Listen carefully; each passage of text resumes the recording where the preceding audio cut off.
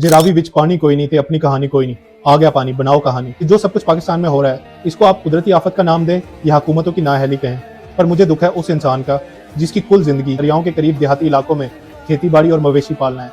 उसका यही कसूर है कि वो खेती करके आपके मुल्क को अनाज पैदा करके देता है। मेरा ताल्लुक मुल्तान से। मुल्तान में 2014 7 लाख क्यूसिक का सैलाब आया था, इस बार 10 लाख क्यूसिक का सैलाब आया। मैं सेफ हूँ, मेरे घर तक पानी नहीं आएगा क्योंकि चनाब के साथ ही कंटोनमेंट एरिया है, वो कभी भी नहीं डूबेगा। और उसके ऑपोजिट साइड पे जितने गांव देहात हैं वो सारे डुबा दिए गए हैं, बंद तोड़ दिए गए हैं। मैं यहाँ आर्मी पे तनकीद नहीं कर रहा हूँ, शहर को बचाया जाता है, कोई भी शहर है, वो भले लाहौर है, सियालकोट है, कराची बारिशों से डूब गया। लाहौर की पार्क भी सिटी डूब गई, जिसको कुछ दिन पहले कह रहे थे नहीं ये बिल्कुल सेफ है, पूरे के पूरे घर डूब गए हैं। उस पर भी लोगों ने डिबेट शुरू की। कुछ लोग इमरान खान को सपोर्ट कर रहे हैं कि हाँ इसने अलीम खान को इनकार कर दिया था, और कुछ लोग रेफरेंस निकाल के लेके आ रहे हैं कि देखो जी ये सब कुछ इमरान खान की वजह से हुआ था, ये हुआ था। इस सारी डिबेट में वो बंदा कहाँ है जो बेचारा असल में सफर कर रहा है, जिसका रोजगार मवेशी था, वो सारे मवेशी डूब गए, जिसके कच्चे मकान टूट गए, जिसका पूरा पूरा खानदान बह गया है। यकीन माने मैंने इस पर रिसर्च कर रहा था और बहुत सारा डाटा निकाला, उसमें से कुछ भी मैं इस वीडियो में यूज ही नहीं कर रहा। मेरा दिल ही नहीं कर रहा क्योंकि मुझे पता है कोई फर्क नहीं पड़ना।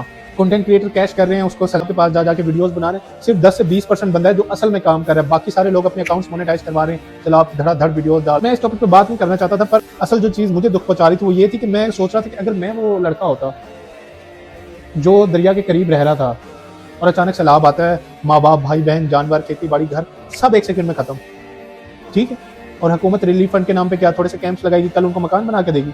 कब बनेगी? कितना टाइम हुकूमतें रहती हैं? कितने प्रोजेक्ट्स हैं जो पहले पूरे हो गए? सारे इन डिबेट्स में फंसे हुए, असल टॉपिक पे कोई बात ही नहीं कर रहा। ओवरऑल वर्ल्ड में क्लाइमेट चेंज हो रहा है, पाकिस्तान में ग्लेशियर्स पिघल रहे हैं और उनसे इतनी लेक्स हैं जो आने वाले सालों में भी मुल्क को तबाह कर देंगी। डिफोरेस्टेशन हो रही है, पूरे पूरे जंगल काटे जा रहे हैं, तो पानी कहाँ रुकेगा?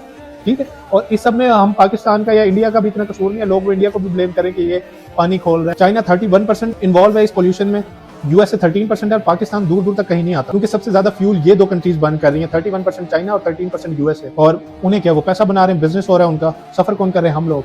और हमारे यहाँ पे भी कौन? हमारा सबसे निचला तबका जो बेचारा इल्म से भी महरूम है, बेसिक नेसेसिटी से भी महरूम है, और सारा साल खेती करते हैं, फिर जखीरा अंदोज ब्रोकर आके एक्सप्लॉइट करते हैं, कम रेट पे अपना अनाज बेचते हैं, और किसान वहीं का वहीं खड़ा है।